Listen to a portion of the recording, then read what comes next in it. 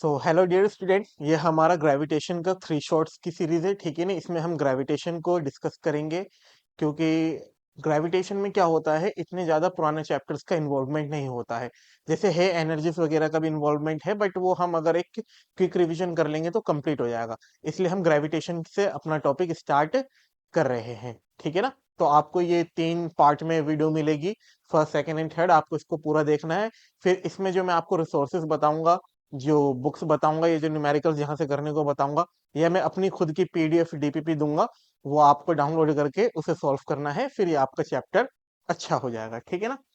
Video की quality थोड़ी वैसी है कि फ्लिकर हो रहा है, इसका रीजन मैं अभी जान नहीं पाया हूँ। उस टेक्निकल बंदे को बुला के से क्लियर करेंगे, बट फिर भी ये है, हो जाएगा। ठीक है ना। तो करते हैं हम ग्रेविटेशन को स्टार्ट। ओके, अब जो हम ग्रेविटेशन को स्टार्ट कर रहे हैं डियर स्टूडेंट, ठीक है ना, तो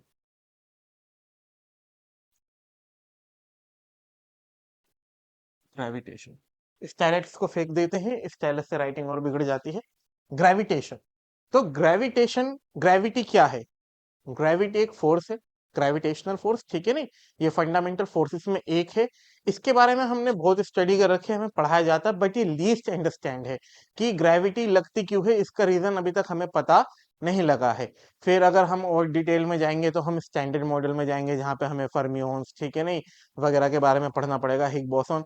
फिर वहां पे ग्रेविटॉन्स का जिक्र आता है, तो हमें उतना डीप में नहीं जाना है। बट एक मैं आपको बात बताना चाहूंगा, अगर आप फर्दर स्टडी करते हैं फिजिक्स में, तो ग्रेविटी पे भी बहुत रिसर्च चल रही है इसे समझने के लिए। ठीक है नहीं, तो सर आइजैक न्यूटन ने जो यूनिवर्सल लॉ ऑफ ग्रेविटेशन दिया है वो क्या है?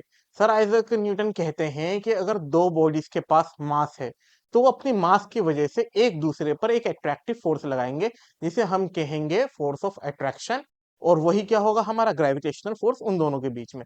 जो मास की वजह से अट्रैक्टिव फोर्स लगता है, उसी को हम क्या कहते हैं बेटा? Gravitational force. ठीक है नहीं, अब इसका हम देखते हैं कि मैथमेटिकल एक्सप्रेशन कैसा है।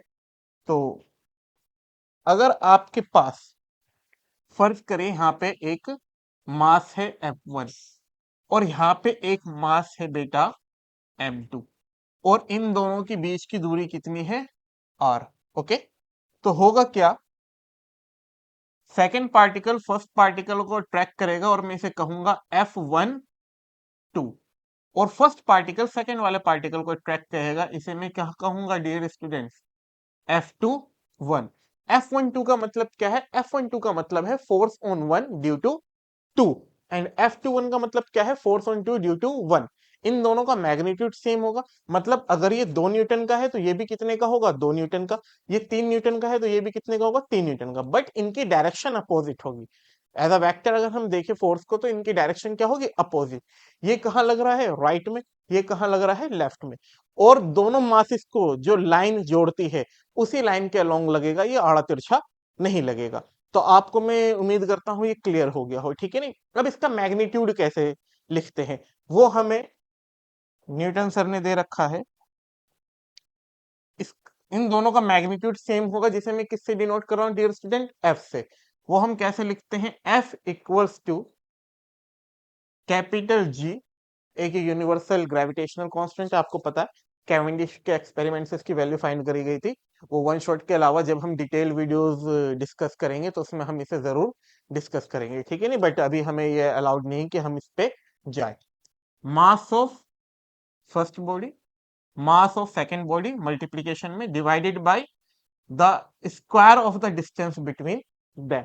उनके बीच जो दूरी है, मतलब जो उनके बीच का डिस्प्लेसमेंट है ना, स्ट्रेट लाइन दूरी। वरना तो आप कैसा भी पाथ कर्व कर सकते हो, नहीं ऐसा नहीं, आर स्क्वायर जो एक स्ट्रेट लाइन में दूरी है, उसका स्क्वायर। तो ये आपको क्या दे देगा बेटा?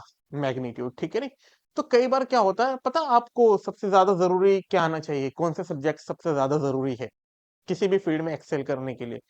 वो है बेटा फिजिक्स नहीं, फिजिक्स नहीं, वो है मैथमेटिक्स एंड इंग्लिश। इंग्लिश आना बहुत जरूरी है। जब मैं 12th में था तो मैंने सबसे पहले जो चार्ज की डेफिनेशन पढ़ी कि charge is an intrinsic property, तो मैं इंट्रिंसिक में ही फंस गया। मैंने कहा इंट्रिंसिक का मतलब क्या होता है? अब मैं उसे इंट्रिंसिक समझने में आपको हंसी आएगी, लेकिन यकीन मानो मेरे 2 महीने निकल गए। मतलब शब्दार्थ तो देख लिया उसका, ठीक है नहीं, वर्ड मीनिंग देख ली, बट मुझे फील नहीं आ रही कि हाँ इंट्रिंसिक मतलब क्या है। बट फिर जब मैं समझा उसे अच्छे से समझ गया। लेकिन आपको इस बात पे नहीं जाना है, ठीक है नहीं, कोई चीज अगर नहीं समझ में आए तो उस वक्त के लिए उसे एक्सेप्ट करके आगे बढ़ जाना। जरूरी है कि हम न्यूमेरिकल सॉल्व कर पाए और हमारे मार्क्स आए, ठीक है ना। अभी रिसर्च में नहीं जाना है आपको, तो ये हो जाएगा आपका। अगर मैं आपसे पूछूं कि मान लीजिए मेरे पास यहाँ पे एक बोतल है, ओके, एंड यहाँ पे मेरे पास एक बाउल है, ठीक है। इसका मास है बेटा m, और इसका मास है m/3, ठीक है ना। और ये इनके बीच की दूरी है r। तो क्या इनके बीच फोर्स ऑफ अट्रैक्शन होगा, ग्रेविटेशनल फोर्स ऑफ अट्रैक्शन होगा? तो आपका जवाब क्या होगा? हाँ होगा। अब मैं पूछूं इनका मैग्नीट्यूड क्या होगा, तो बच्चे इसका आंसर नहीं दे पाते हैं। मैं बताता हूं आपको। इनके बीच जो अट्रैक्टिव फोर्स होगा उसका मैग्नीट्यूड होगा g, पहले वाले का मास m, दूसरे वाले का मास m/3, और इनके बीच की दूरी कितनी है बेटा? r, उसका स्क्वायर। ओके। तो इसे और थोड़ा सा हम सिंप्लीफाइड करें तो क्या हो जाएगा? Capital G capital m square divided by 3r square. ये समझ में आ गया आपको? अब जिन जिन का आंसर ये आ रहा है, या जो बच्चे ये आंसर देना चाह रहे थे या यही देते, मैं आपको बता दूं ये है रॉन्ग, ये गलत है। ये क्यों गलत है? क्योंकि जो हमारे पास यूनिवर्सल लॉ ऑफ ग्रेविटेशन है वो दो पॉइंट मास के लिए है, कि अगर दो पॉइंट मास है, जैसे ये हो गए दोनों पॉइंट मास m1 और m2, क्योंकि आप पॉइंट मास के बीच की ही दूरी डिफाइन कर सकते हो ना, समझो। यहाँ पे एक पॉइंट है, यहाँ पे एक पॉइंट है, तो इनके बीच की दूरी आपने डिफाइन कर दी। तो बोतल और ये बॉल के बीच की दूरी आप कैसे डिफाइन करोगे? अलग अलग पार्ट्स, अलग अलग दूरी पे। ये वाला हमने पार्ट लिया और ये वाला पार्ट लिया है ना, तो ये तो आर दूरी पे है। बट आप अगर आप देखोगे, ये वाला पार्ट लो, सॉरी, ये वाला पार्ट लो, ये वाला पार्ट एक अलग दूरी पे है, फिर ये वाला पार्ट, ये वाला पार्ट अलग दूरी पे है, फिर ये वाला इस वाले से अलग दूरी पे है ना। तो ये बहुत ही ज्यादा कॉम्प्लेक्स हो जाएगा इसके बीच ग्रेविटेशनल फोर्स को निकालना। तो हमारे पास जो ग्रेविटेशनल फोर्स दे रखा है डियर स्टूडेंट, हमें वो किन के बीच दे रखा है? हमें वो दे रखा है दो पॉइंट मासेस के बीच पे। या फिर हम स्फेरिकल बॉडीज के लिए भी लगा सकते हैं, क्योंकि वहां पे सिमेट्री आती है सेंटर ऑफ मास वगैरह से, उसका सेंटर ऑफ मास हम उसके सेंटर पे मान सकते हैं, कर लेते हैं। बट आप सिर्फ कहाँ लगाएंगे?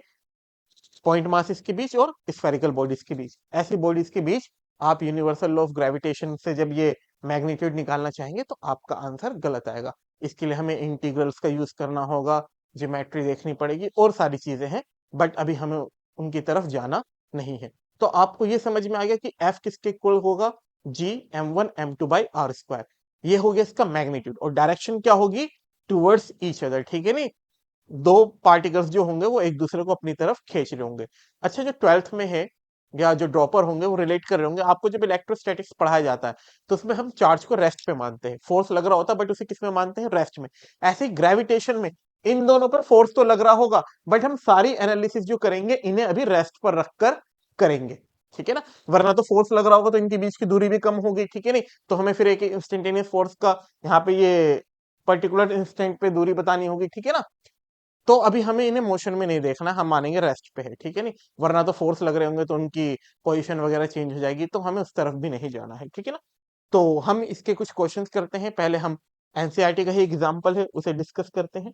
तो हम आ जाते हैं अपनी स्लाइड पे जहां मैंने इन्हें अरेंज कर रखा है। ये हमारा एनसीईआरटी का एग्जाम्पल है। आप इसे पहले रीड आउट करेंगे। तो रीड आउट करेंगे, आप देखेंगे तीन इक्वल मासेस है। सबका मास कितना है? m kilogram.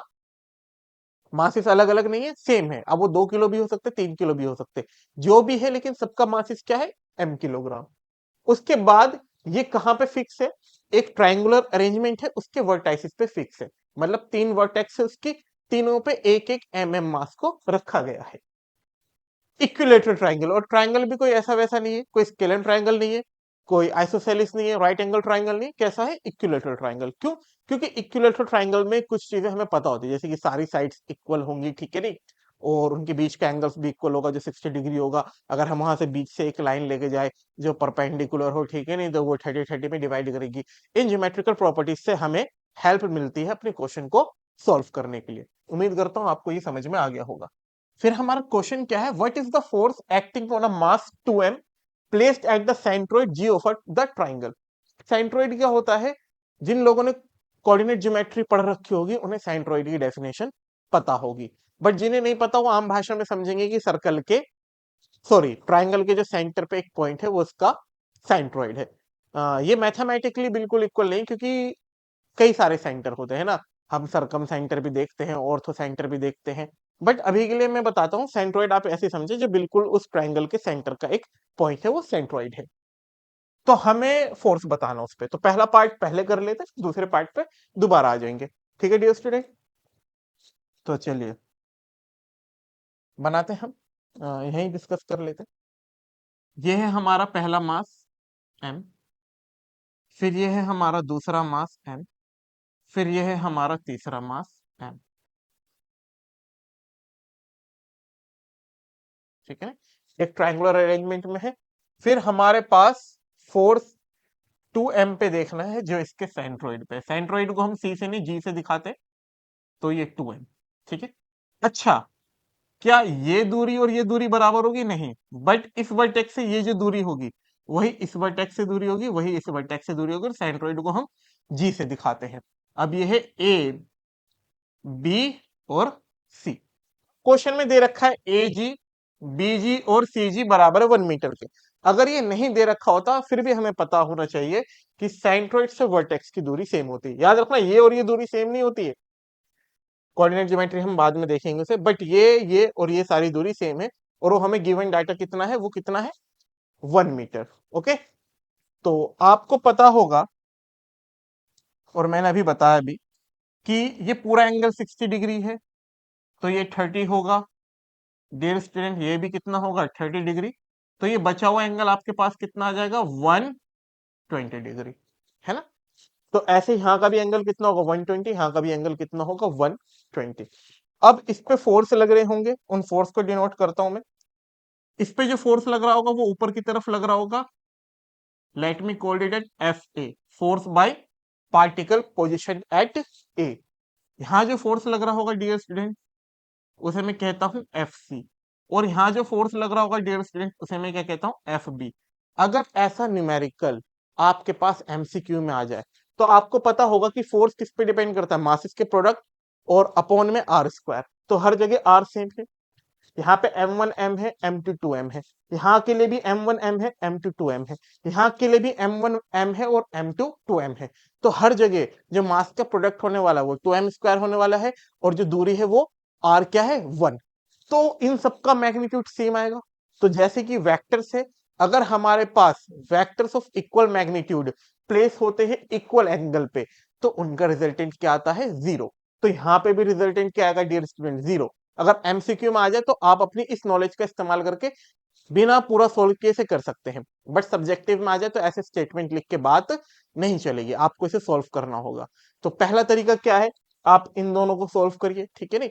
जो आपके पास है ए और बी वेक्टर होते तो आर बराबर A square plus B square plus 2ab cos theta, तो इन दोनों के रिजल्टेंट का मैग्नीट्यूड निकालिए, फिर देखिए किस डायरेक्शन पे है, फिर उसे इसके साथ सोल्व करिए, ठीक है ना।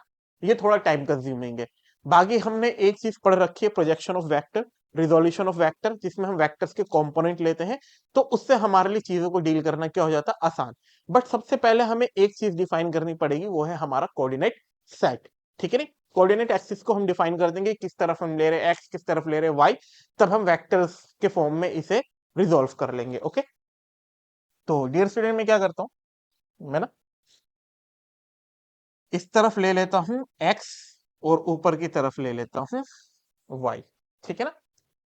तो ये देखिए आपके पास ये आ गया ऊपर की तरफ। अब मैं सबको एफ मैग्नीट्यूड से दिखा रहा हूं, ये हो गया आपके पास एफ। ओके, ये हो गया आपके पास दूसरा एफ, और ये हो गया आपके पास तीसरा एफ, ठीक है ना। मैं एक्स एक्सिस, ये तो एक्स एक्सिस के अलोंग, सॉरी वाई एक्सिस के अलोंग है, और ये रहा एक्स एक्सिस, तो इसे रिजॉल्व करने की जरूरत नहीं है। जो एक्सिस के अलोंग उसे रिजॉल्व नहीं करते, जो एक्सिस से अलग हो उसे एक्सिस के अलोंग रिजॉल्व करते हैं। तो मैं अगर यहाँ से एक बीच से लाइन खींचूं तो आपको पता है ये पूरा एंगल कितना था डियर स्टूडेंट 120 था ना, यहाँ पे 120, यहाँ पे भी 120, तो इसका हाफ 60 हो जाएगा। ऐसे ही ये भी कितना हो जाएगा 60। ओके, तो अब अगर मैं इसे इस तरफ देख लूं, इस फोर्स के इस कंपोनेंट को, तो नीचे की तरफ क्या आ जाएगा dear student, F cos 60। Okay, फिर इस वाले का भी कंपोनेंट इस तरफ लेंगे तो वो भी कितना आ जाएगा, एफ कॉस 60।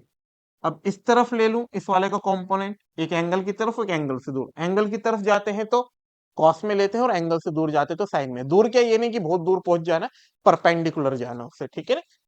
इस वाले से परपेंडिकुलरली गया तो ये आ जाएगा एफ साइन 60, और इस तरफ भी क्या आ जाएगा, एफ साइन 60, ठीक है ना। अब देखिए, आप यहां पे ही पहले बता देना कि F A magnitude wise equals to F B equals to F C, और यहाँ पे हम वेक्टर से निशान लगा लेते हैं, ठीक है ना। मैग्नीट्यूड एफ है जो कि कितना है, एफ का मैग्नीट्यूड कितना है, capital G, 2m², 2m into M क्या हो जाएगा, 2m² divided by 1², which means 2gm²। Okay, अब देखिए ये दोनों फोर्सेस, एक्स एक्सिस में देखता हूं मैं, एक्स एक्सिस में जो नेट फोर्स होगा, तो ये पॉजिटिव आई की तरफ है, ये नेगेटिव आई की तरफ है, तो कितना हो जाएगा, F sine 60 I cap plus minus F sine 60 I cap. Okay, ये पॉजिटिव एक्स एक्सिस की तरफ है तो पॉजिटिव आई कैप, ये नेगेटिव एक्स एक्सिस की तरफ है तो नेगेटिव आई कैप। अब ये दोनों क्या है, कैंसिल आउट हो जाएंगे, आपको पता है। तो एक्स एक्सिस की तरफ जो नेट फोर्स था वो आपका नेट फोर्स कितना आ चुका है, 0। ठीक है डियर स्टूडेंट, तो आप इसे स्क्रीनशॉट ले सकते हैं या नोट डाउन कर सकते हैं जल्दी जल्दी से, ठीक है ना। तो ये आप स्क्रीनशॉट ले लीजिए, उम्मीद करता हूं आपने ले लिया होगा। अब हम आगे चल रहे हैं, ठीक है ना। ओके, ये हो गया। अब मैं थोड़ा पार्ट्स को इरेज कर देता हूं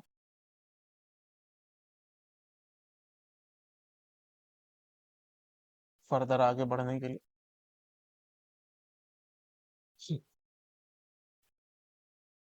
अब मैं देखता हूं एफ नेट वाई एक्सिस में, ठीक है ना। तो वाई एक्सिस में ये तो ऊपर की तरफ है, तो ऊपर की तरफ हमने पॉजिटिव वाई डिफाइन कर रखा है, तो ये क्या हो जाएगा, F J cap, F J cap.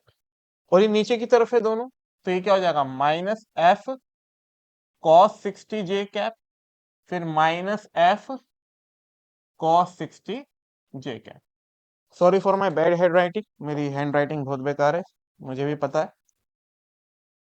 F net Y, अब देखिए ये तो हो गया F J cap, minus minus plus हो जाएंगे, बट माइनस का निशान आएगा, -2f। और cos 60 को अगर मैं लिखूं, देखिए मैं बहुत परेशान हो जाता हूं जब बच्चों को 10th पास आउट है, 11th में आ गए, 12th में आ गए, ड्रॉपर में आ गए, साइन 60, साइन 120, कॉस 120, कॉस 180, ये सारी वैल्यूज ही याद नहीं हुई है, और वो इसमें प्रोकेस्टिनेट करते रहते, डिले करते रहते कि नहीं हम तो कल याद कर लेंगे, ये बड़ी बात थोड़ी है, अरे वैल्यूज तो याद नहीं थी, सवाल तो हम कर ही लेते हैं।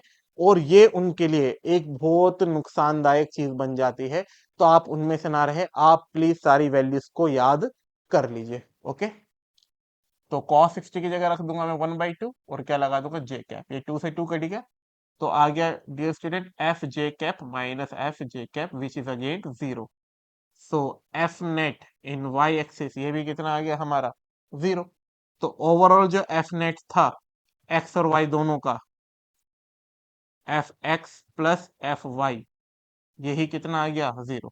सो नेट फोर्स कितना आ गया हमारा, 0। समझ में आ गया, इसमें कोई डाउट है तो आप मुझसे पूछ सकते हैं, ठीक है। कैसे पूछेंगे, कमेंट सेक्शन में पूछेंगे, जाहिर सी बात है। अब जो बी पार्ट है, what is the force if the mass at the vertex A is double. अभी हमने देखा तीनों जगह मास सेम थे, तो अगर मास सेम थे तो तीनों फोर्सेस का मैग्नीट्यूड भी सेम आ रहा था, क्योंकि प्रोडक्ट ऑफ मासेस सेम हो रहे थे और दूरी तो सेम थी ही। बट वर्टेक्स ए पे इन्होंने शैतानी करके अब क्या करा है, उसके मास को डबल कर दिया है, तो जाहिर सी बात है अब नेट फोर्स 0 होने वाला नहीं है। तो अब क्या होने वाला, तो घबराना नहीं। अच्छा एक बात बताइए आप, वर्टेक्स ए मैंने ऊपर लिया था, तो बस इस वाले एफ पे फर्क आएगा, ये दोनों वाले एफ पे फर्क नहीं आएगा।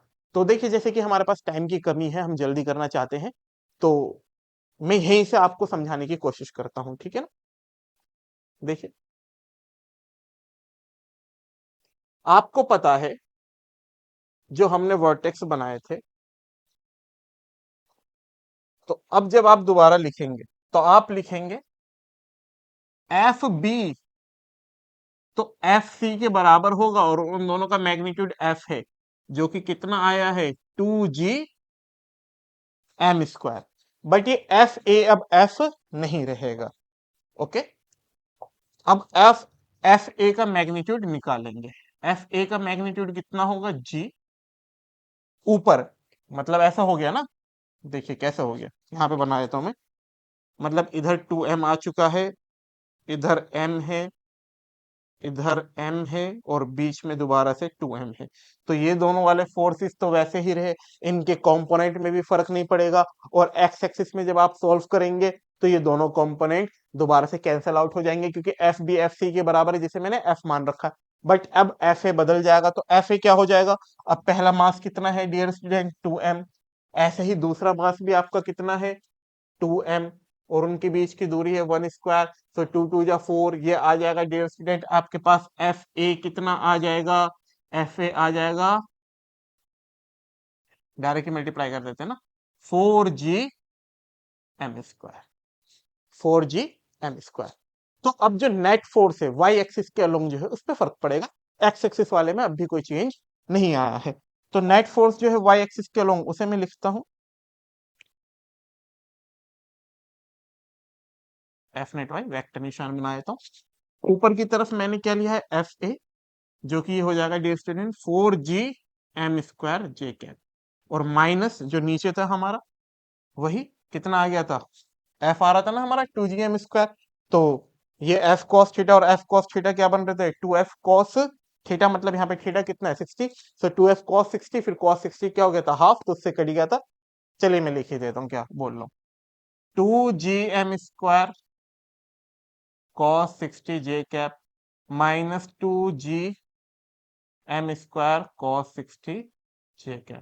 ठीक है ना, तो ये हो जाएगा 4g m² j minus 4g m² into half j, cut गया। तो फिर ये 4 में से 2 जाएंगे तो कितना बचेगा 2g m²j। अब ये क्या आ गया आपका नेट फोर्स, क्योंकि वाई एक्सिस के अलोंग ही रहा, नेट फोर्स जो वाई एक्सिस में आ रहा वही नेट फोर्स है, ठीक है ना, क्योंकि एक्स एक्सिस की तरफ नेट फोर्स 0 है। तो ओवरऑल जो हमारा नेट फोर्स होगा वो कहाँ जाएगा, वाई एक्सिस की तरफ। उम्मीद करता हूँ आपको समझ में आ गया होगा, अब आप इसका स्क्रीनशॉट ले सकते हैं। ठीक, आपने इसका स्क्रीनशॉट ले लिया होगा। अब हम आगे चलते हैं अगले सवाल पे।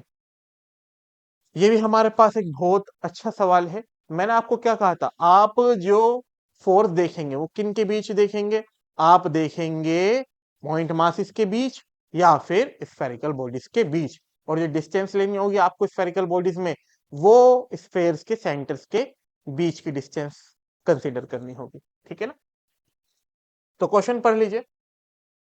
ठीक है, जब तक मैं पानी पी लूं आप क्वेश्चन पढ़ लीजिए।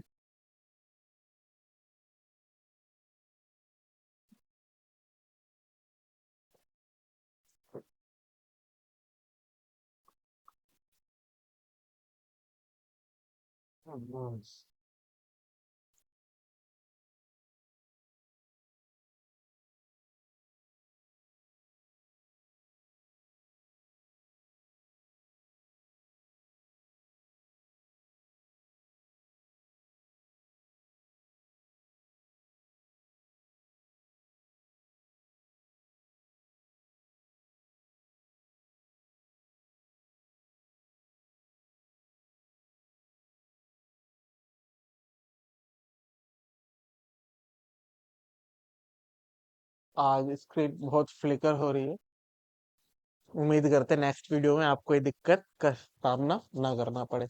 मैंने भी कम से कम 8 बार शूट कर लिया है इसे, ठीक है नहीं, इस वीडियो को, बट कुछ ना कुछ प्रॉब्लम आ रही थी। पहले तो लैग बहुत हो रहा था, ठीक है नहीं, तो उससे निपटाऊं, तो अब ये फ्लिकर वाली प्रॉब्लम है ही बनी हुई। बहरहाल इस सवाल को हम टैकल करते हैं। ओके, तो 3 यूनिफॉर्म स्फेयर से इस तरीके से है, सबका मास सेम है, सबकी रेडियस भी सेम है।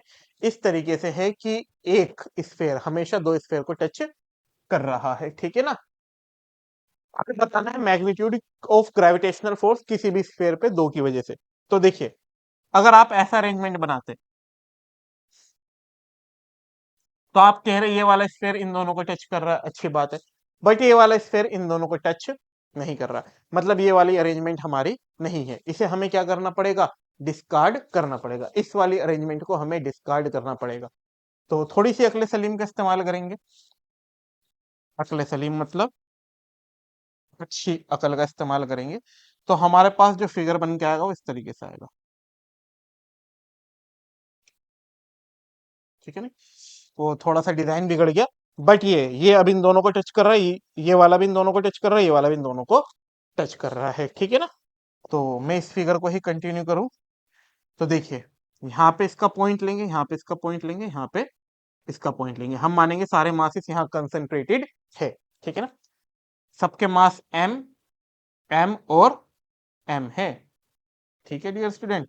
ये देखिए, ये दूरी आर है, इसे फर्दर कनेक्ट करूं, ये दूरी भी आर है, ये दूरी भी आर है, इसे फर्दर कनेक्ट करूं आर है, ये भी आर है, इसे फर्दर कनेक्ट करूं आर है। कहता हूं मैं, ये फर्स्ट बॉल है, ये सेकंड बॉल है, और ये मेरे पास थर्ड बॉल है, बॉल नहीं, जो भी स्फीयर दे रखा है। तो मैं किसी पे भी देखता हूँ, बताइए मैं क्या फर्स्ट वाले पे देखता हूँ, तो फर्स्ट वाले पे जो फोर्स लग रहा होगा, ठीक है, मैं इधर क्या डिफाइन कर देता हूँ डियर स्टूडेंट, एक्स एक्सिस, और ऊपर की तरफ क्या डिफाइन कर देता हूँ, वाई एक्सिस। मैंने इस तरफ राइट हैंड की तरफ एक्स एक्सिस डिफाइन कर ली है, और ऊपर की तरफ क्या डिफाइन कर ली, perpendicular to X axis Y axis, ठीक है ना। तो ये देखिए, पहले वाले पे देख रहा हूँ, तो सेकंड वाले की वजह से फोर्स लग रहा होगा थर्ड वाले की से, तो थर्ड वाले की जिस वजह से जो फोर्स लग रहा है, let me call this as F3, और सेकंड वाले की वजह से जो फोर्स लग रहा है, let me call this as F2। Again mass same है, बीच की दूरी कितनी है, 2r, तो इन दोनों फोर्सेस का जो मैग्नीट्यूड होगा वो सेम होने वाला है। तो यहाँ पे मैं साइड में इसे मेंशन कर दूंगा कि magnitude of F3 will equals to magnitude of F2 will equals to F, and F is what, capital G, mass of first body and mass of second body, इनका product which is m square, और दूरी कितनी इनके बीच की, 2r, तो 2r का whole square, okay.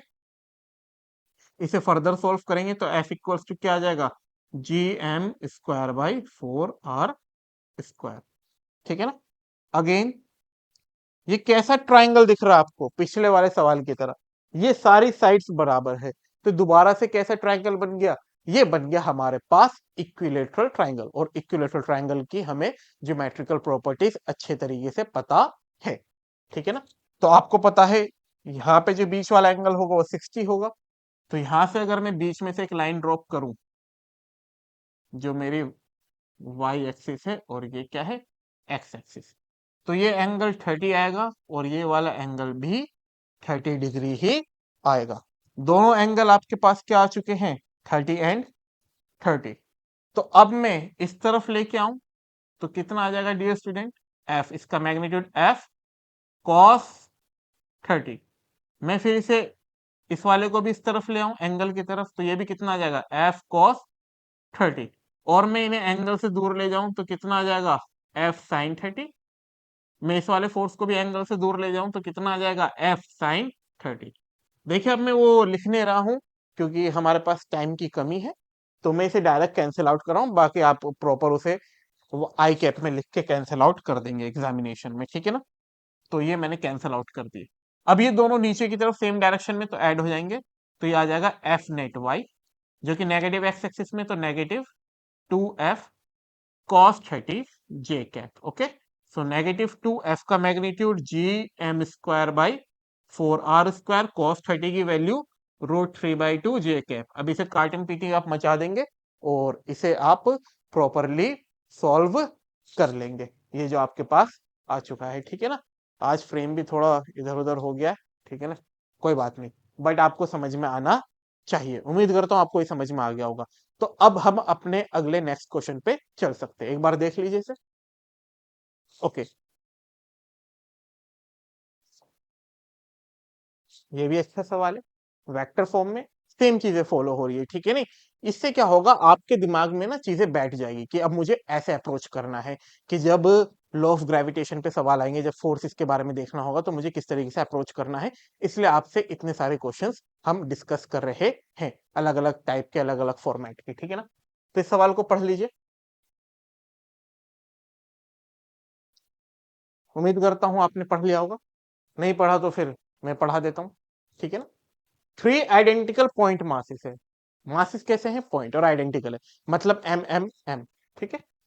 Each of mass 1 kilogram, अच्छा इसने दे भी दिया है 1 किलोग्राम के, तो एम की वैल्यू क्या होगी, 1 kilogram. Lie in the X Y plane, वो एक्स वाई प्लेन में है, ठीक है। 3D में भी नहीं है कि अलग अलग स्पेसिस में मौजूद है, एक यहाँ एक यहाँ एक यहाँ, एक्स वाई प्लेन में है।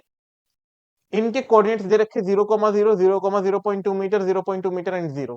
The net gravitational force on the mass at the origin, जो ओरिजिन पे होगा हमें उस पे फोर्स देखना है। अब ओरिजिन के कोऑर्डिनेट क्या होते हैं आपको पता है।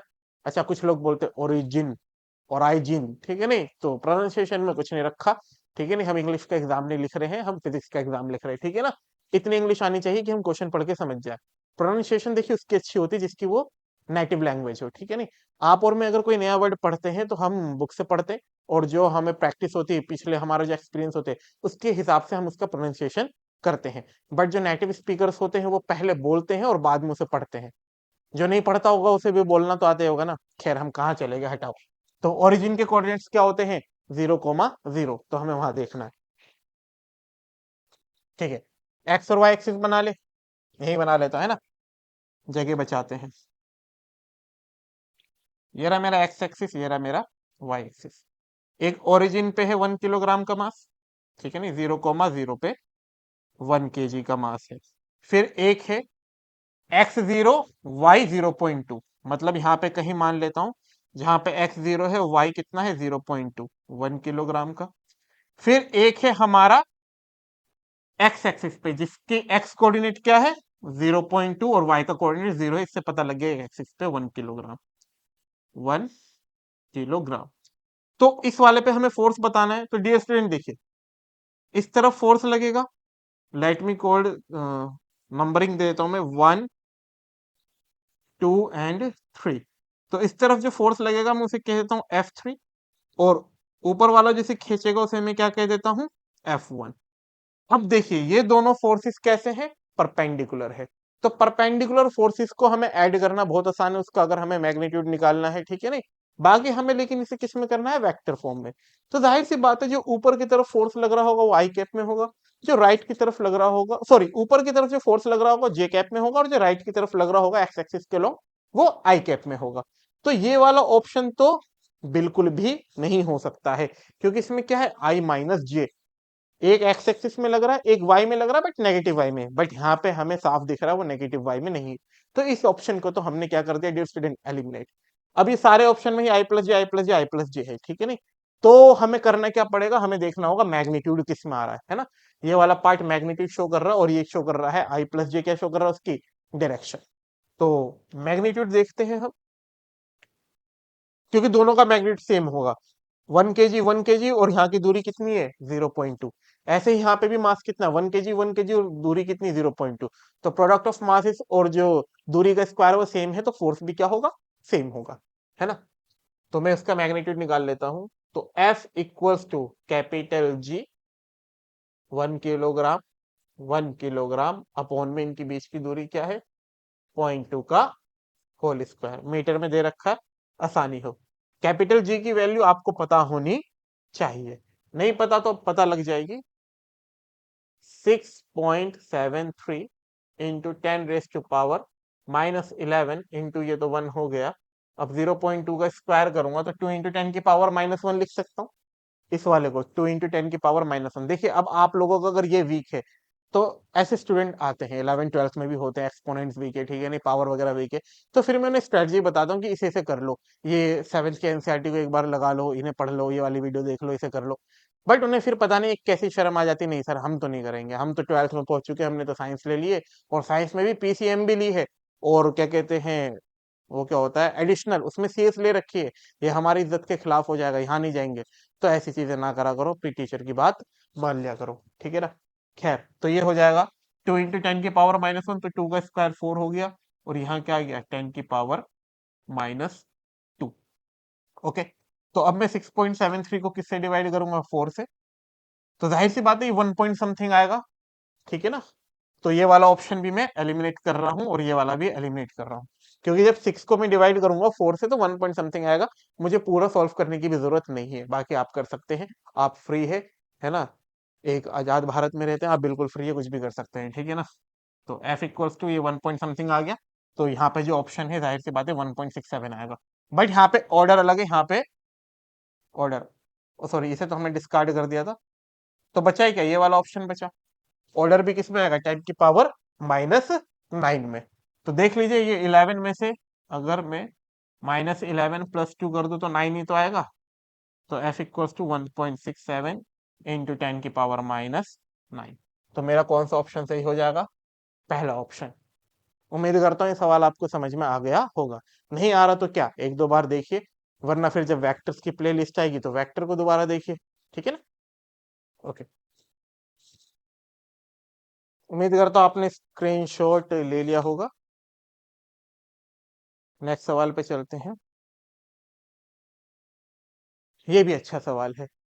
जब भी मैं ये इलेक्ट्रोस्टैटिक पढ़ाता हूँ, ग्रेविटेशन पढ़ाता हूँ अपने ऑफलाइन बैचेस में, तो मैं पहले ही अलग अलग शेप्स की, जैसे कि स्क्वायर है, रेक्टेंगल है, इक्विलेटरल ट्रायंगल है, राइट एंगल ट्रायंगल है, रेगुलर हेक्सागन है, इनकी ज्योमेट्रिकल प्रॉपर्टीज को डिस्कस कर लेता हूँ कि बच्चों को फर्दर आगे कभी दिक्कत ना आए। तो एक बार मैं आपको बता देता हूँ हल्का सा क्या बात होती है। अगर आपके पास कोई स्क्वायर है और उसकी साइड है ए, तो जो डायगोनल होगा उसकी लेंथ होगी √2a, या फिर इसे लिखिए a√2, मतलब a रूट से बाहर है। और जो डायगोनल का हाफ होगा उसकी लेंथ होगी आपके पास a/√2। और यहाँ जो एंगल बनते हैं वो बनते हैं 45। तो ये बेसिक ज्योमेट्रिकल प्रॉपर्टी है जो आपको पता होनी चाहिए, ठीक है ना। अब हम इस सवाल को कर सकते हैं। तो तीन पार्टिकल से अच्छी बात है, M M M, three corners of square L side, calculate the gravitational force on the fourth particle, जो डी पे है इस पे हमें ग्रेविटेशनल फोर्स लगाना है। तो क्या हम एलिमिनेट कर सकते हैं, हाँ हम एलिमिनेट कर सकते करेंगे अभी, ठीक है ना। देखिए यही बनाता हूं मैं, तो इसके फोर्स को मैं कह देता हूं Fa। ओके, इधर वाले फोर्स को कह देता हूं मैं Fc, और इस पे जो फोर्स लग रहा होगा इसे कह देता हूं मैं Fb, ठीक है ना। जाहिर सी बात, मतलब वैसे ये बिल्कुल वेक्टर फॉर्म में एक्यूरेट नहीं बनाया मैंने, क्योंकि ये वाला फोर्स जो है डायगोनल की दूरी ज्यादा होगी तो फोर्स कम होगा, क्योंकि मासेस का प्रोडक्ट सम है, तो इसकी लेंथ थोड़ी छोटी बनानी थी। बट भावनाएं समझ रहे हो ना, हाँ भावनाएं समझना जरूरी है, ठीक है नहीं। तो ये रहा, ओके। अब देखिए हमारी एनालिसिस क्या कहती है, मास, मास सेम है, तो यहाँ मास का जो प्रोडक्ट होगा वही मास का प्रोडक्ट यही होगा, यहाँ भी दूरी एल है, यहाँ भी दूरी एल होंगे, मतलब एफ ए और एफ सी, इनका जो मैग्नीट्यूड होने वाला है वो मैग्नीट्यूड का होने वाला है सेम, अलग अलग होने वाला नहीं है। तो जब मैं इसके कॉम्पोनेंट लूंगा, अभी बताएं यहाँ पे एंगल कितना बनेगा 45, तो मैं यहाँ पे डिफाइन कर देता हूँ, एफ ए का मैग्नीट्यूड एफ सी के बराबर है, जिसे मैं क्या ले रहा हूँ डियर स्टूडेंट, एफ ले रहा हूँ, और एफ की वैल्यू आएगी जी एम स्क्वायर, दोनों मासेस का प्रोडक्ट, दूरी का square L square, okay, G M square by L square. तो जब मैं इस तरफ इसे कंपोनेंट लूंगा तो आ जाएगा मेरा एफ कॉस 45, ओके, शायद वहां पे वो दिख ना रहा हो। और इसका जब इस तरफ लूंगा मैं कंपोनेंट, तो वो भी कितना आ जाएगा एफ कॉस 45। और जब मैं परपेंडिकुलरली जाऊंगा तो इसका आ जाएगा एफ साइन 45। और इस वाले का परपेंडिकुलर कंपोनेंट लूंगा तो कितना आ जाएगा एफ साइन 45। तो आपके ये दोनों कंपोनेंट्स क्या हो जाएंगे, कैंसिल आउट, क्योंकि इक्वल मैग्नीट्यूड है और अपोजिट डायरेक्शन में है। तो सारा का सारा फोर्स किस अलोंग आ गया, डीबी, मतलब मैं डीए वाला और डीसी वाला ऑप्शन काट सकता हूं। अब या तो ये आएगा या तो ये आएगा, जाहिर सी बात है ये नहीं आएगा यही आएगा, बट फिर भी हम देख लेते हैं, है ना। तो इस तरफ एक आपका फोर्स आ रहा है एफ बी, और ये एफ cos 45 और एफ cos 45 दोनों को जोड़ लूंगा तो कितना हो जाएगा डियर स्टूडेंट, 2f cos 45।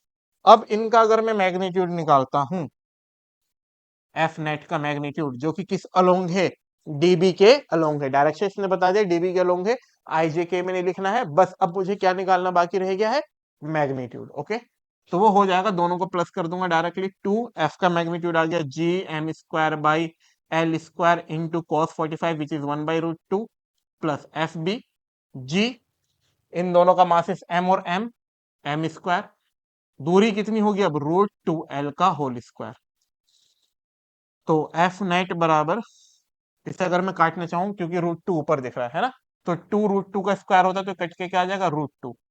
तो √2 G M square by L square plus G M square by √2 का स्क्वायर हो जाएगा 2l स्क्वायर। अब मैं क्या कॉमन ले सकता हूँ, G M square by L square common ले सकता हूँ, क्या बचेगा डियर स्टूडेंट, √2 प्लस 1/2। तो मेरा आ गया फर्स्ट ऑप्शन। उम्मीद करता हूँ आपको ये समझ में आ गया होगा, ठीक है नहीं। इसका कलर थोड़ा ऑफ हो रहा है, ठीक है नहीं, तो मैं बता दूं, ये जब मैंने इसका यहाँ कंपोनेंट लिया था, यहाँ है 45 बन रहा था, तो ये आया था एफ कॉस 45। ठीक है, आप स्क्रीनशॉट ले लीजिए, मैं दोबारा से पानी पी लेता हूँ, क्योंकि यहाँ पे बहुत ही ज्यादा गर्मी हो रही है, एसी वगैरह कुछ नहीं है, ठीक है ना, और मैं बहुत गर्मी में शूट कर रहा हूँ, तो आप इसे उतार लीजिए।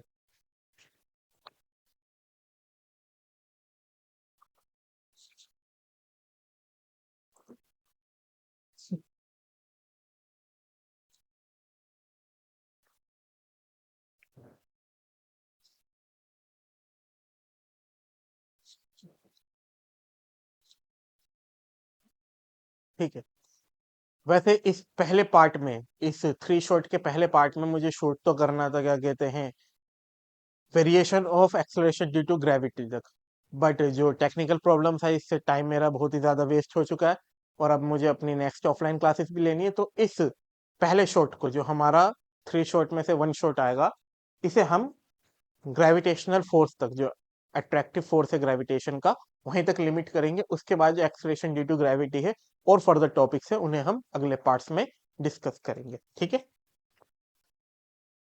नेक्स्ट क्वेश्चन की तरफ आते हैं। हम्म, ये बहुत ही बच्चे वाला क्वेश्चन है, ठीक है नहीं, ऐसे क्वेश्चन हंसी मजाक के लिए दे देते, बट कुछ बच्चे इसमें भी रो जाते हैं, ठीक है नहीं, तो मैं नहीं चाहता आप उन बच्चों में से हो, आप अच्छे बच्चे हो, है ना। तो if the distance between two objects is double, मतलब दोनों ऑब्जेक्ट, उनका मासेस m है, कुछ भी है, m1 है, m2 है, वो वही रहने वाला, मासेस में चेंज नहीं आ रहा, बट डिस्टेंस को क्या कर दिया, डबल, तो उनके बीच जो फोर्स होगा वो क्या हो जाएगा। तो देखिए, क्या देखिए, मतलब ये देखिए, आप जब सुबह उठते, वैसे तो बहुत कम बच्चे होंगे जिन्होंने सूरज को निकलते हुए देखा होगा आज के टाइम पे, ठीक है नहीं, क्योंकि लेट उठते हैं, उठते भी तो स्कूल जाने के लिए उठते जबरदस्ती है ना, वरना मन नहीं करता, 2-3 बजे तक सोते हैं, फिर 10-12 बजे तक उठते हैं, ठीक है नहीं, बहरहाल, तो हमें देखने में तो लगेगा कि सूरज निकल रहा है, बट सूरज निकल रहा नहीं होता है ना। तो आपके पास जो कॉमन सेंस है, अच्छी बात है, उसे जिंदगी में लगाए, बट कॉमन सेंस को कभी भी फिजिक्स में ना लगाए। फिजिक्स में आप प्रॉपर लॉजिक, रीजनिंग, मैथमेटिक्स का यूज करेंगे, तब आपको कामयाबी मिलेगी। और क्वांटम मैकेनिक्स में तो बिल्कुल ही, मतलब आपका जो आपको लगता है ऐसा होगा, वो बिल्कुल नहीं होता, अजीब चीजें हो जाती है। तो कुछ बच्चे क्या करते हैं, उनका कॉमन सेंस, मतलब उनके दिल से एक आवाज आती है कि डिस्टेंस डबल हो गया तो फोर्स डबल हो जाएगा। कुछ का थोड़ा अच्छा लॉजिक होता है, नहीं वो उसके अपोन में है, तो वो आधा हो जाएगा या कुछ हो जाएगा, मतलब उनके लॉजिक्स बता रहा हूँ, मेरे नहीं। तो कुछ कुछ लॉजिक्स लगाते, कम जाएगा बढ़ जाएगा, बट जो डबल हाफ इनके बीच ही खेलते हैं। तो प्रॉपर आपको करना है कैसे, इनिशियल, इनिशियली क्या दे रखा है, ये m1 मास है और ये m2 मास है, इनके बीच की दूरी कितनी है, r व्हाट्सोएवर, तो इनके बीच जो अट्रैक्टिव फोर्स होगा वो होगा जी m1 m2/r²। अब फाइनली क्या हो गया है, फाइनली दुनिया इनकी बदल चुकी है, इनके बीच की दूरी बढ़ चुकी है, इन दोनों दोस्तों में लड़ाई हो चुकी है। जो ऑफलाइन के बच्चे हैं वो कहते हैं कि सर आप हमारे बीच लड़ाई करवा देते हो, बट वो अच्छी बात है, क्योंकि क्लास में आपका लेक्चर पे ध्यान होना चाहिए, ठीक है ना। सो इसे मैं कह देता हूँ F dash capital G m1 m2 upon में 2r का होल स्क्वायर करेंगे अब, है ना। तो एफ डैश किसके बराबर होगा, जी m1 m2, और इसे कर देंगे 4r²। सॉरी, ये 9 लग रहा है, ये 4r² है ना। अब आप बताइए जी M1 M2 by r², ये जी M1 by M2 by r² पुराना वाला एफ था, इनिशियल वाला। तो मैं क्या कर सकता हूं, एफ डैश को लिख सकता हूं F/4। तो जब डिवाइड में है तो चीजें कम हो चुकी है, और मल्टीप्लाई में है तो चीजें बढ़ चुकी है। अभी थोड़ा टाइम लगेगा, शूट कर रहा हूं। तो 1/4 हो चुका है, ठीक है ना। तो उम्मीद करता हूं आपको ये समझ में आ गया हो। आप इसका स्क्रीनशॉट ले सकते हैं।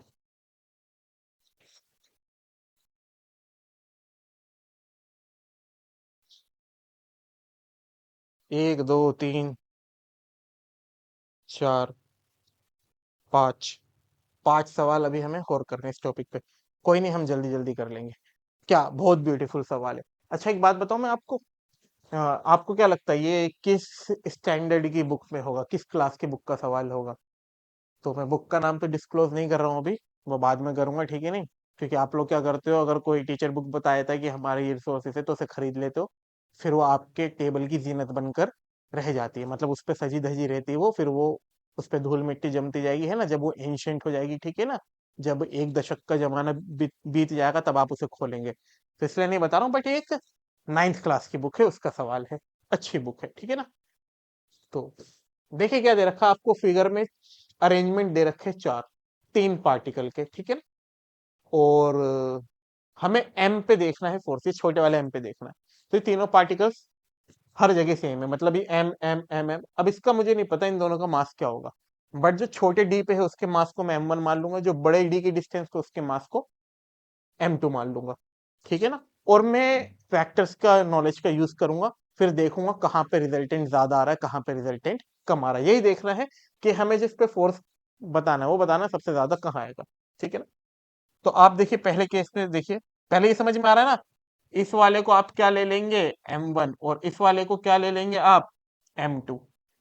ऐसे जो डी पे है इसे M2 लेंगे, इसे क्या लेंगे, M1। डी पे है जो बड़े डी पे M2, और छोटे डी पे है M1। जो छोटे डी पे है M1 और जो बड़े डी पे है M2, ये हमने अपनी तरफ से ले लिया। तो हम पहला देखते हैं। पहले सवाल में देखिए, M1 वाला भी M को अपनी तरफ अट्रैक्ट करेगा, और M2 वाला भी इस छोटे वाले M को अपनी तरफ अट्रैक्ट करेगा। तो F1 और F2, ठीक है ना। ये पहले इसमें बना लिया। दूसरे वाले में क्या होगा, इस तरफ क्या लगेगा डियर स्टूडेंट, F1, और ऊपर की तरफ क्या लगेगा डियर स्टूडेंट, F2। मेरी बात ध्यान से समझना, हर जगह देखिए इनका मास का प्रोडक्ट क्या होगा, M1 M अपॉन में स्मॉल डी स्क्वायर। यहाँ पे भी क्या होगा, M1 M अपॉन में स्मॉल डी स्क्वायर। तो जो M1 का फोर्स है वो हर सिनेरियो में सेम है मैग्नीट्यूड में, और जो M2 का फोर्स है वो भी हर सिनेरियो में सेम है मैग्नीट्यूड में। बट ओरिएंटेशन जो है, इनकी रिलेटिव ओरिएंटेशन है वो बदल रही है। जैसे यहाँ पे आपने देखा कि F1 राइट की तरफ है, यहाँ पे भी F1 राइट की तरफ है, बट पहले केस में जो F2 था, जो M2 लगा रहा होगा वो कहाँ था, राइट की तरफ। बट दूसरे केस में जो F2 है वो कहाँ है, ऊपर की तरफ, है ना। तो रिलेटिव ओरिएंटेशन इनकी चेंज हो रही है, और ये 90 डिग्री पे है, जाहिर सी बात है, ठीक है ना। अरे भाई समझ में आ रहा है। देखो बेटा, 11th क्लास में जब आप साइंस लेते हो तो उससे पहले आपको एक चुनाव करना बहुत जरूरी है। उसमें जो आपकी मदद करेगा आगे के लिए वो है सूरज। कैसे, आपको सूरज को लेना है, जाहिर सी बात है उसे उठा के नहीं, सूरज को इमेजिन करना है। फिर आपको देखना है कि आप सन की रिएक्शंस के बारे में पढ़ना चाहते हो, वो आपको एक्साइट करता है कि सन में क्या रिएक्शन चल रही है, उसका पावर कैसे जनरेट होती है, वो कैसे एनर्जी देता है, उसके बीच के न्यूक्लियर रिएक्शंस क्या है, उसका कोर कैसे बना हुआ है, वो अर्थ पे कैसे फोर्स लगाता। आपको इन चीजों के बारे में डिस्कस करना है, ये एक्साइट करते इन चीजों के बारे में पढ़ना है, या आपको ये पढ़ना है कि सूरज की किरणों से कवि क्या कहना चाह रहा है, जब सूरज की किरणें धरती पर गिरती है तो कवि को क्या प्रेरित करती है। आपको ये पढ़ना है तो आर्ट्स लेनी है, और जो पहले वाला पढ़ना है तो साइंस लेनी है। कॉमर्स का मुझे नॉलेज नहीं है, ठीक है ना। तो ये डिसाइड कर लिया करो। बहरहाल, ये उनके लिए बोला मैंने जिन्हें समझ में नहीं आ रहा है। जिन्हें समझ में आ रहा है बहुत अच्छी बात है, वेरी गुड। तो यहाँ देखिए, इस तरफ क्या लग रहा होगा डियर स्टूडेंट, फोर्स F1, क्योंकि M1 मास इस तरफ है छोटे डी पे। और इस तरफ क्या लग रहा होगा डियर स्टूडेंट, फोर्स F2, है ना। दूसरे वाले सिनेरियो में इस तरफ क्या लग रहा होगा, F2, और नीचे की तरफ F1। तो एक बात बताइए, जब मैं इनका रिजल्टेंट निकालूंगा तो ये परपेंडिकुलर वेक्टर है, तो इनका रिजल्टेंट कैसे होगा, यहाँ पे जो रिजल्टेंट फोर्स होगा F नेट, उसका मैग्नीट्यूड होगा रूट, मैग्नीट्यूड की बात कर रहा हूँ, F1 square plus F2 square. यहाँ पे भी जो रिजल्टेंट होगा इनका, अरे पैरेललोग्राम लोग बनाएंगे ना इनका रिजल्टेंट एफ नेट, तो एफ नेट किसके बराबर होगा, root F1 square plus F2 square. तो इन दोनों में तो टाई हो गया, ठीक है नहीं, टाई ऑफ 2 और 4, तो यही वाला ऑप्शन होगा। बाकी भी देख लेते हैं, इन दोनों में टाई हो गया, यहाँ सेम डायरेक्शन में है तो मैक्सिमम फोर्स यहाँ होगा, और ये अपोजिट डायरेक्शन में है तो मिनिमम फोर्स यहाँ होगा। तो सबसे ज्यादा मैक्सिमम फोर्स किसका होगा, फर्स्ट वाले का, और सबसे मिनिमम किसका होगा, थर्ड वाले का, और सेकेंड एंड फोर्थ इनके बीच में होगा, और इन दोनों की आपस में टाई हो जाएगी। तो हमारा ऑप्शन आ जाएगा ए। बहुत अच्छा सवाल था, ठीक है नहीं, प्यारा सवाल था। तो आप इसे देख सकते हैं, फिर हम आगे चलेंगे। तो कलर मैंने दोबारा से थोड़े ऐसे ले लिए जो विजिबल नहीं है, सॉरी, अब मैं आगे से ध्यान रखूंगा, ठीक है। ये एक अच्छा सवाल आ गया हमारे पास। देखिए, आपको इसके लिए सर्कुलर मोशन की थोड़ी सी नॉलेज होगी। सर्कुलर मोशन कब होता है, एक वाक्य याद आ गया। एक हमारे बहुत अच्छे टीचर है, मुझसे थोड़े से जूनियर हैं बट बहुत अच्छे लाजवाब फिजिक्स के हैं। तो उनका एक वाक्य याद आ गया, पैराबोलिक मोशन का और सर्कुलर मोशन का, सर्कुलर पाथ का, ठीक है नहीं। बाकी हम कभी डिस्कस करेंगे उसके बारे में, जब हम प्रोजेक्टाइल मोशन पढ़ेंगे, सर्कुलर से रिलेट करेंगे, ठीक है नहीं, उस वाक्य को रिलीज करेंगे। जो बच्चे मुझसे ऑफलाइन पढ़ते हैं उन्हें पता होगा, मेरे पास सुनाने को बहुत सारे किस्से, बहुत सारे वाक्य होते हैं, बहुत सारे व्यंग, हास्य पद, ठीक है नहीं, ये सारी चीजें। बहरहाल, ये जो फिगर है इसमें जैसे कि अर्थ है, ये हमारी धरती है, ये हमारा चंद्रमा है, जिसमें मैंने वो दाग बना दी है ना, चांद पे दाग है। तो इसकी वेलोसिटी इस तरफ होती है और ग्रेविटेशनल फोर्स इसे अपनी तरफ खींचता है, जिस वजह से हमेशा इसकी वेलोसिटी की डायरेक्शन चेंज करेगा। जैसे यहां आ गया, वेलोसिटी इस तरफ हुई, अर्थ ने फिर इसे अपनी तरफ खींचने चालू कर दिया, जिस वजह से जो चंद्रमा होता है अर्थ के चारों तरफ सर्कुलर मोशन करता है, क्योंकि उसकी वेलोसिटी और जो उस पे फोर्स लग रहा है चंद्रमा के ऊपर, वो हमेशा एक दूसरे से ऑर्थोगोनल है, मतलब परपेंडिकुलर है, तो वो सर्कुलर मोशन होता है। अच्छी बात है। इफ द टेंजेंशियल वेलोसिटी, मतलब अगर ये वाली जो वेलोसिटी है, एक डार्क कलर का इस्तेमाल करते हैं, ये वाली जो वेलोसिटी है v, अगर ये हो जाए जीरो, तो क्या होगा, तो मजे आ जाएंगे बेटा। अब मान लीजिए जीरो है तो यहाँ पे है, तो अर्थ क्या करेगा, इसे अपनी तरफ फोर्स लगाएगा, खींचेगा। अब और कोई तो फोर्स है ही नहीं, तो जिधर फोर्स होगा, और ये रेस्ट पे है, तो रेस्ट पे अगर कोई ऑब्जेक्ट है और उस पे जिस डायरेक्शन में फोर्स लग रहा हो, उसी डायरेक्शन में क्या हो जाता है, एक्सेलरेशन आ जाता है, और उसी डायरेक्शन में उसका मोशन चालू हो जाता है। तो चंद्रमा हमारी धरती से टकरा जाएगा, आ रही बात समझ में, उसका मोशन कहाँ हो जाएगा, टुवर्ड्स अर्थ। फिर हमें जो चंद्रमा खूबसूरत लगता है वो बहुत बुरा लगने लगेगा, है ना। अब भाई टकरा जाएगा, जाहिर सी बात है, तबाही मच जाएगी, ठीक है ना। तो बस ये था, और कुछ नहीं था सवाल में। आगे चलते, ये वाला सवाल अच्छा है, तो से बाद में करेंगे। ये वाला सवाल बुरा नहीं है, ये भी अच्छा है, इसे भी कर लेते हैं, ठीक है ना। क्योंकि इसमें थोड़ा सा दिमाग लगाना है, इसमें भी दिमाग लगाना है बट उससे कम लगाना है ना, क्योंकि आपने ऐसे क्वेश्चंस बहुत बार कर रखे होंगे। क्या है देखिए, पढ़ लीजिए आप पहले से।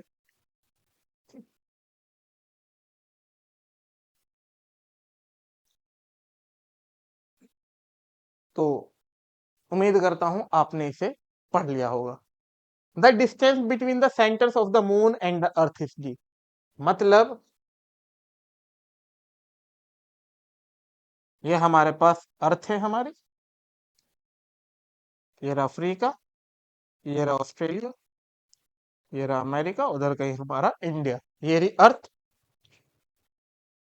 और ये रहा हमारा चंद्रमा जिस पे है दाग। इनके बीच की दूरी, मतलब इनके जो सेंटर है उनके बीच की दूरी क्या है, कैपिटल डी। ठीक है, इतनी बात हमने बना ली। The mass of earth is 81 times the mass of the moon. अब देखिए यहाँ पे भी ना दिक्कत करते कि किसे क्या ले किसे क्या ले। बेटा ये आपको 7th क्लास में पढ़ना था, जब 7th क्लास में अलजेब्रा आपको इंट्रोड्यूस हुई थी एनसीईआरटी में कि y is 3 times of x, तब आप इक्वेशन बनाते थे y बराबर 3x, ठीक है नहीं। x added by 2 gives us 3m, ठीक है नहीं, 3 टाइम्स m, तो x plus 2 equals to 3m। तो वहां पे आपको बहुत ध्यान देने की जरूरत थी, बट आपने वहां पे ध्यान नहीं दिया, उस समय आप छोटा भीम देख रहे थे, जो भी एक्स वाई जेड रीजन रहे हो, तो इसलिए आप फिर ऐसे दिक्कत करते हो, है ना। 11th 12th के बच्चे ऐसे दिक्कत करते हैं तो बहुत ही ज्यादा बुरा लगता है, सच में दिल से बुरा लगता है, ठीक है भाई। चलो खैर, तो मास ऑफ मून को मैं मान लेता हूं m बराबर m, mass of moon is m, और मास ऑफ अर्थ को क्या मान लेता हूं मैं m e, e से अर्थ, m से मून, और m से ही मास, और m से ही मार्क्स, जो हमें मार्क्स लाने हैं। खैर, तो ये हो जाएगा 81 times mass of moon which is 81 m, ठीक है ना। At what distance from the centre of the earth the gravitational force will be zero. Gravitational force कहां जीरो होगा? पहली बात तो फोर्स हवा में नहीं लग रहा होगा, है कि नहीं, हवा में कैसे लग सकता है, किसी ऑब्जेक्ट पे लग रहा होगा। मतलब इस लाइन के बीच कहीं पे कोई ऑब्जेक्ट अगर रखा जाए तो उस पे जो ग्रेविटेशनल पुल है अर्थ के द्वारा और चंद्रमा के द्वारा, चांद के द्वारा, वो एक दूसरे को कैंसिल आउट करने चाहिए। अगर यहाँ पे ऑब्जेक्ट कहीं होगा तो अर्थ इधर खींचेगा, चांद भी इधर खींचेगा, तो कभी भी उस पे नेट फोर्स जीरो नहीं आएगा। इस तरफ अगर कोई ऑब्जेक्ट होगा तो चांद इस तरफ खींचेगा, अर्थ भी इस तरफ खींचेगा। क्या बोल रहा हूं मैं, भी कैसी बातें बोल रहा हूँ। इस तरफ क्या होता है, लेफ्ट में खींचेगा, ये भी लेफ्ट में खींचेगा, तो उस पे भी नेट फोर्स कभी भी जीरो नहीं आने वाला। तो जाहिर सी बात है ऑब्जेक्ट इनके बीच में होना चाहिए कहीं। कहाँ होना चाहिए मुझे नहीं पता, मैं मान लेता हूं यहां होना चाहिए। तो जो चीज पता नहीं होती उसे हम वेरिएबल से डिनोट करते हैं, तो यहां पे उसे कह देते हैं पा। पा मतलब पता नहीं, ठीक है ना। तो ये जो दूरी होगी वो क्या हो जाएगी, कैपिटल डी। पूरी दूरी डी थी, इतनी दूरी क्या मान ली मैंने, पा, जो कि पता नहीं है, तो डी माइनस पा। आप लोगों ने एक मूवी देखी है पा, खैर, तो आप लोग वही हो जो पढ़ते नहीं है, वो वही होते हैं, ठीक है नहीं। मजाक कर रहा था बेटा, ऐसा कुछ नहीं। ये पा और ये क्या हो जाएगा, डी माइनस पा। आप लोग मेरे सितारे हो। अब देखिए क्या, अर्थ इस तरफ खींचेगा, फोर्स ऑफ अर्थ, और मून इस तरफ खींचेगा, फोर्स ऑफ मून, अपनी अपनी तरफ अट्रैक्ट करेंगे। और ये एक ऐसा पॉइंट होगा, नल पॉइंट होगा, जहां पे ग्रेविटेशनल फोर्स दोनों का मैग्नीट्यूड में इक्वल होगा, डायरेक्शन में अपोजिट होगा, तो नेट फोर्स जो होगा वो आने वाला है जीरो। तो इस पॉइंट पे एफ नेट को क्या कर दूंगा बच्चों में, जीरो। ये कब पॉसिबल है, जब एफ ई का मैग्नीट्यूड किसके बराबर हो, एफ एम। देख लेना ऐसे सवाल में 81 4 ऐसे ही देता है, परफेक्ट स्क्वायर नंबर्स देता है कटने पीटने के लिए। तो एफ ई का फोर्स क्या होगा, capital G, mass of earth into mass of object. इस मास ऑफ ऑब्जेक्ट को छोटा एम मान लेता हूं, तो एम ई छोटा एम अपॉन में दूरी क्या है बेटा,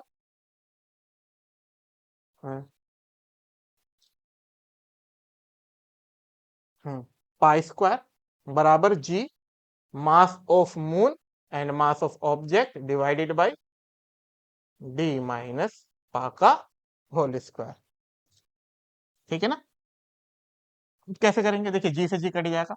एम ई को किस रूप में लिखूं, एम एम के रूप में लिख दूं, 81 एम एम, मिलीमीटर नहीं है ये, मास ऑफ मून है, एम एम छोटा एम अपॉन में पा स्क्वायर डी माइनस पा का whole square. M M cut गया, छोटा एम कट गया, अब क्रॉस मल्टीप्लाई कर दो, 81 डी माइनस पा का होल स्क्वायर बराबर, यहां तो कुछ नहीं बचा, पा का स्क्वायर। देखिए ये बहुत खूबसूरत नंबर है, ये स्क्वायर है, ये स्क्वायर है, और ये भी किसी का स्क्वायर है। किसका स्क्वायर है, 9 का। तो दोनों तरफ में क्या ले लेता हूँ, स्क्वायर रूट,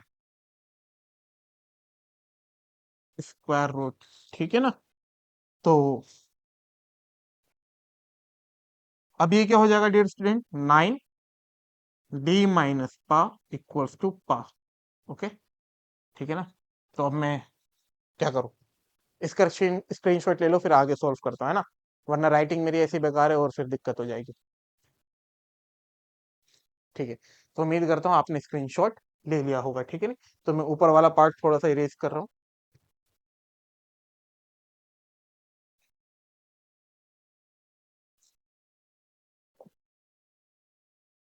ठीक है, तो ये हो जाएगा डियर स्टूडेंट 9d माइनस 9 पा इक्वल्स टू पा, उधर जाके प्लस हो जाएगा, तो 9d इक्वल्स टू पा प्लस 9 पा, जो कि हो जाएगा 10 पा, है 10 पा ग्रैंड पा, ठीक है नहीं, ये तो एक राइम हो गया।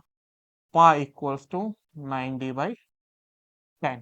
तो पहले यहाँ पे जो पा था वो पता नहीं था, वो डिस्टेंस जो पता नहीं, बट यहाँ वाला पा पता चल गया, जो कि कितना है 90/10। तो हमारा ऑप्शन क्या आ जाएगा, डार्क कलर का इस्तेमाल करना है, 90/10। तो उम्मीद करता हूं आपको ये सवाल समझ में आ गया होगा, ठीक है नहीं। अब जो हमारा लास्ट क्वेश्चन है जिसे हमें डिस्कस करना था वो रहा ये।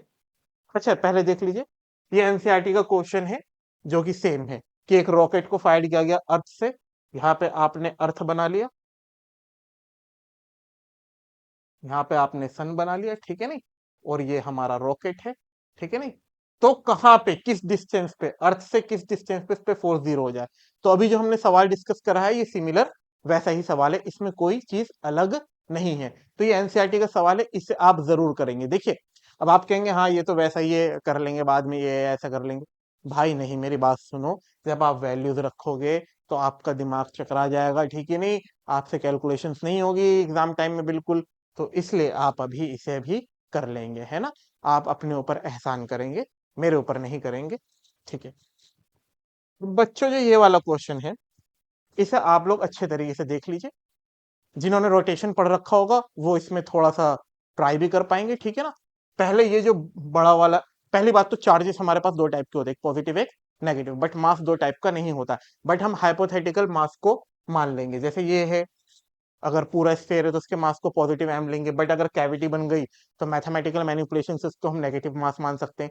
तो पॉजिटिव मास जाहिर सी बात है अपनी तरफ अट्रैक्ट करेगा, तो नेगेटिव मास क्या करेगा, रिपेल करेगा।